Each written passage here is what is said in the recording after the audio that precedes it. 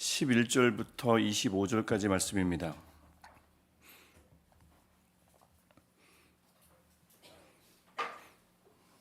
말씀을 읽기 전에 잠깐 광고 말씀드릴 것은 영상 송출이 지금 지난 주일부터 어제 새벽 계속 문제가 계속 생깁니다. 다른 어떤 문제인지 모르겠어서 일단 업체에 의뢰한 상황입니다. 그래서 주일도 그랬고 또 어제 새벽도 좀 그런데 불편을 끼쳐드려서 죄송합니다. 현재 이제 진행 중에 있습니다.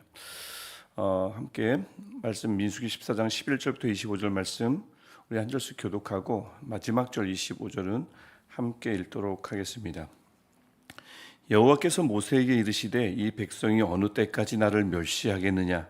내가 그들 중에 많은 이적을 행하였으나 어느 때까지 나를 믿지 않겠느냐?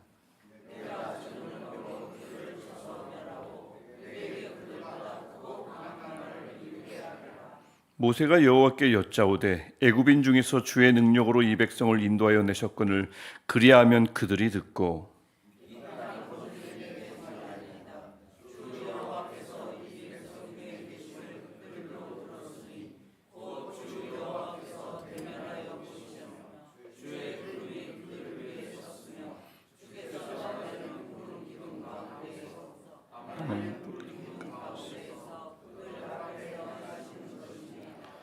이제 주께서 이 백성을 하나같이 죽이시면 주의 명성을 들은 여러 나라가 말하여 이르기를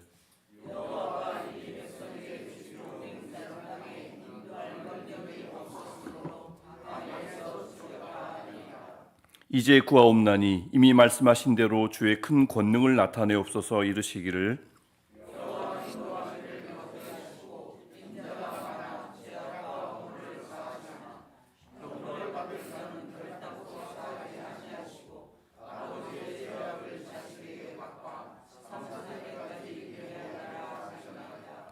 구하옵나니 주의 인자와 광대하심을 따라 이 백성의 죄악을 사하시되 애굽에서부터 지금까지 이 백성을 사하신 것 같이 사하시옵소서.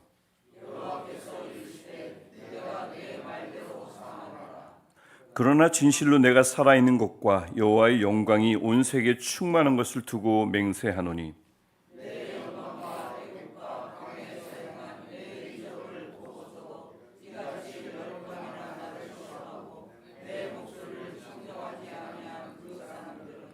내가 그들의 조상들에게 맹세한 땅을 결단코 보지 못할 것이요 또 나를 멸시하는 사람은 한 사람도 그것을 보지 못하리라.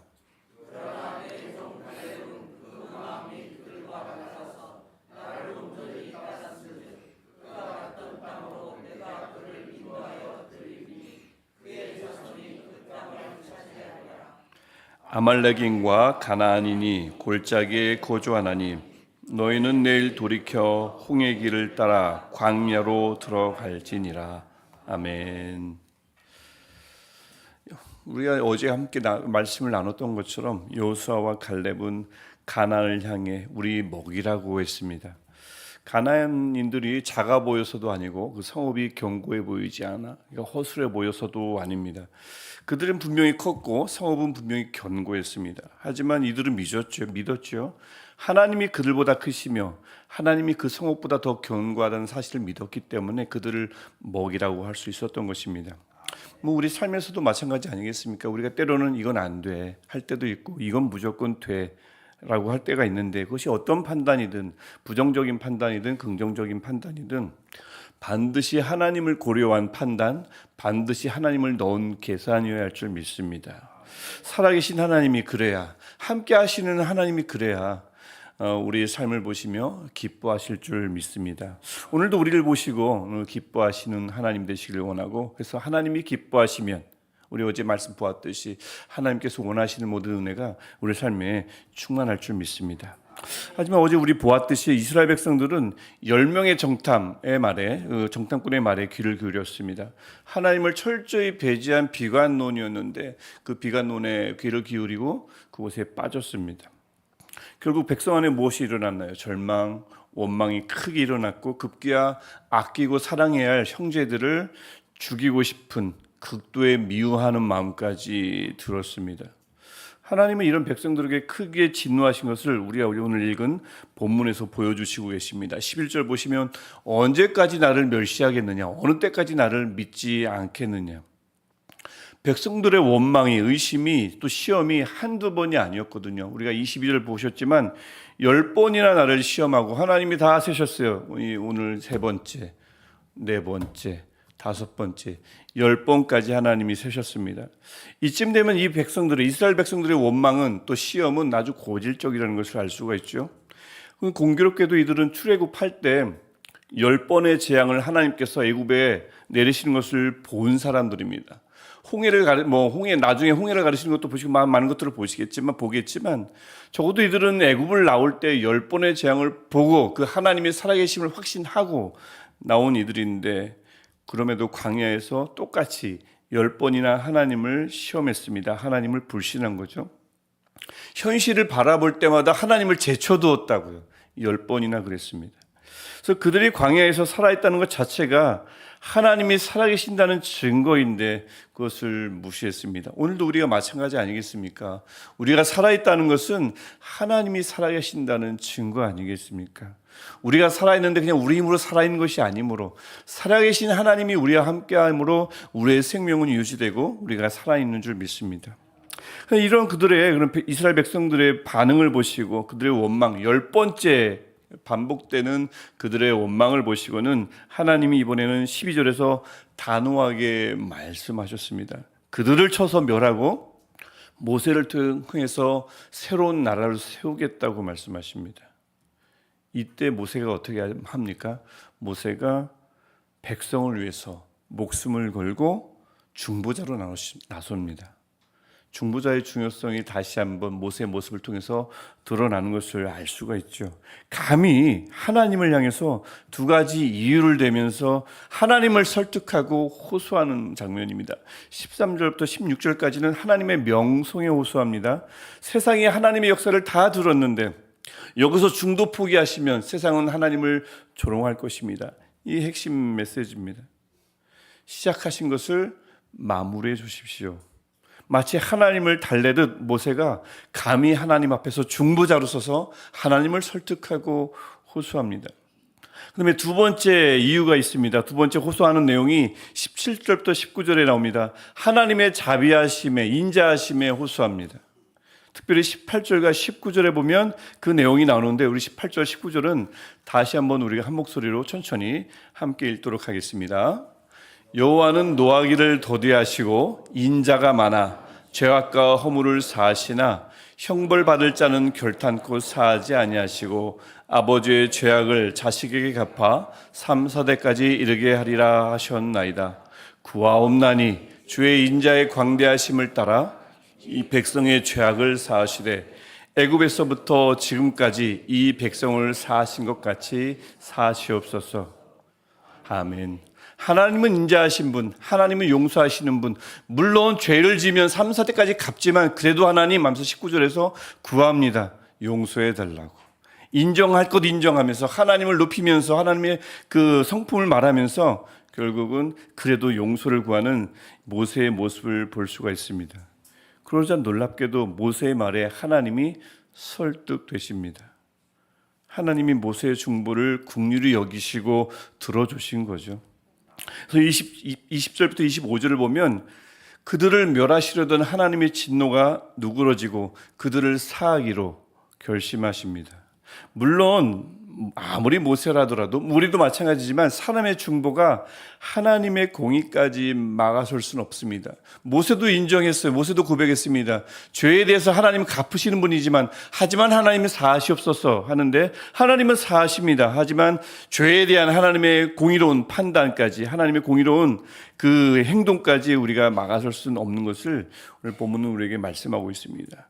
그래서 하나님은 사해 주셨지만 징계의 수위를 낮추시는 용서를 택하셨습니다. 멸하지는 않으셨지만 가나안에는 들어가지 못하게 하셨죠. 그래서 그만큼 여기까지 인도하신 하나님을 제쳐두고 운명을 판단하고 현실을 비관한 그 이스라엘 백성들의 죄가 참으로 무겁다라는 것을 알 수가 있습니다. 그러면서 다시 한번 이 말씀을 통해서 우리가 하나님의 공의의 영역까지 침범할 수는 없는 거구나라는 것을 다시 한번 우리가 알 수 있는 거죠. 하나님을 섬기는 이들이 10번이, 그 10번이라는 숫자가 말하듯이 몸에 밴 배관, 원망과 후회, 극도의 미움, 이것을 하나님을 섬기는 이들이 행할 때, 10번이나 행할 때 이것에 대한 하나님의 심판은 전적으로, 아무리 어떤 중보가 있더라도 전적으로 하나님의 고유 영역임을 우리에게 선포하고 있는 것입니다. 그럼에도 오늘 본문 전체는 또 모세의 모습을 통해서 우리에게 다시 한번 우리가 알 수 있습니다. 우리가 해야 할 일이 있음을 말이죠. 무엇입니까? 중보입니다. 자격 없는 자들을 위해서 하나님의 인자하심과 용서를 구하는 중보 말입니다. 특히 모세처럼 비는 것이 참으로 중요하다라는 생각을 하게 되었습니다. 17절을 보시면 이렇게 빕니다. 이제 구하옵나니 이미 말씀하신 대로 주의 큰 권능을 나타내옵소서. 모세는 알았습니다. 하나님의 권능은 애굽에 10번이나 되는 재앙을 내리시는 것도 권능이요, 또 난 홍해도 가르시고 그들을 출애굽하게 하시고 만나와 메추라기를 주시는 것, 이것도 하나님의 권능이죠. 또 죄인을 멸하시는 그 하나님의 심판도 권능이라 믿었을 것입니다. 하지만 무엇보다 진노하고 멸해야 할 그 상황 중에서 오래 참으시고 죄를 사하시는 것, 이것이야말로 하나님의 큰 권능이라 고백하고 있습니다. 그것을 안 것입니다. 그래서 우리가 지난 주간, 고난 주간 십자가가 우리의 신앙의 상징인 이유가 바로 여기 있음을 알 수가 있고요. 그리스도의 고난을 우리가 묵상하면서 그 감사하는 이유도 바로 여기 있음을 알 수가 있습니다. 하나님의 권능은 굉장히 다양합니다. 큽니다. 하지만 오늘 본문을 보듯이 하나님의 큰 권능 중에 하나는 도무지 용서할 수 없는 자를 용서하시고 사할 수 없는 죄를 사하시는 분, 이것이 바로 하나님이시며 이것이 바로 하나님의 큰 권능임을 모세가 벌써부터 알았고 고백하는 것을 우리가 볼 수 있습니다. 하나님의 큰 권능은 인자하심과 용서구나라는 것을 알 수가 있죠. 그래서 이 십자가, 우리의 늘 모든 교회에 걸려 있고 모든 교회의 우리 기독교 신앙의 상징인 십자가가 바로 그러한 이유에서 우리에게 굉장히 중요하고, 무엇보다 왜냐하면 십자가는 자비와 용서의 상징이고 또 큰 권능의 절정이기 때문에 그렇습니다. 오늘 본문이 우리에게 분명히 말씀합니다. 모세는 심판받아 마땅한 백성들을 위해서, 마땅하죠. 하지만 하나님 앞에서 목숨을 걸고 중재 자리에 섰습니다. 물론 징계가 완전히 사라진 것은 아닙니다. 하나님은 공의로우시기 때문에 그렇습니다. 하지만 분명한 것은 하나님은 사하셨다 말씀하셨고 징계는 감면되었다는 사실입니다. 무엇 때문에요? 하나님의 큰 권능을 구하는 중보 때문이었습니다. 이제 구하옵나니 이미 말씀하신 대로 주의 권능을 나타내옵소서. 오늘 이 시간 그래서 우리가 우리 이 기도의 자리 아니겠습니까? 영상으로 예배를 드리던, 이곳에 함께 예배를 드리던 기도의 자리에 우리가 선 줄 믿습니다. 무엇보다 우리가 그래서 하나님께 구해야 할 시간이죠. 그 크신 권능을 가장 먼저는 그 자비와 용서를, 인자하심과 용서를 우리에게 나타내옵소서. 우리가 기도해야 할 시간인 줄 믿습니다. 연약한 우리에게, 여전히 연약한 우리에게 인자하심을 베푸시고 여전히 죄 많은 우리를 사하여 주옵소서. 오늘 이 기도로 우리 하나님 앞에 나가기를 바라고요. 또한 간절히 바라기는 오늘 하나님께서 큰 권능을 우리에게도 그대로 주셔서 우리도 그 큰 권능을 좀 행하면 좋겠습니다. 하나님 닮아서 말이죠. 여러분은 어떤 능력의 소유자이십니까? 어떤 능력을 가장 우선시하십니까? 어떤 능력이십니까? 리더십이요? 넓은 시야요? 먼 것을 바라보는 능력이요? 어떤 능력을 큰 능력이라, 내가 가진 능력 중에 어떤 능력을 가장 큰 능력이라 여기십니까? 간절히 바라기는 하나님께서 오늘 우리에게 하나님이 가지고 계시는 큰 권능, 즉 인자하심을 우리에게 능력으로 주시기를 소망합니다. 변함없이 사랑하는 큰 권능, 인자하심, 헤세드 말입니다. 천사의 말보다 능력 있는 사랑 말입니다.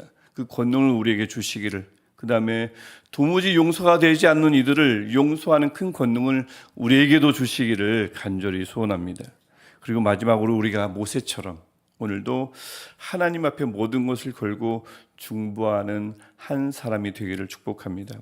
잃어버린 영혼, 자격 없는 이들을 위해서 기도하면 좋겠습니다. 그들에게도 하나님 큰 권능을 나타내시옵소서. 하나님 진노를 돌이키시고 다시 그들을 품어 주시옵소서. 우리가 이렇게 기도할 때에 모세의 기도에 응답하셨던 하나님께서 우리의 기도에도 하나님의 방법대로 반드시 응답해 주실 줄 믿습니다. 우리 같이 기도하겠습니다. 제가 먼저 기도하겠습니다. 하나님, 오늘 우리에게도 그 큰 능력을 나타내시옵소서. 우리를 변함없이 품어주시고 우리를 용서해 주옵소서. 또한 하나님, 우리에게 그 큰 능력을 덧입혀 주시옵소서. 우리도 인자와 용서를 나타내시는 하나님을 닮은 하나님의 자녀가 되게 하옵소서. 또한 하나님, 간절히 원하는 것은 우리도 모세처럼 기도하게 하옵소서. 사람을 정죄하는 자가 아니라 백성을 살리는, 사람을 살리는 중보자로 모든 것을 걸고 서는 기도자가 되게 하여 주옵소서. 이제 구하옵나니 이미 말씀하신 대로 주의 큰 권능을 나타내옵소서.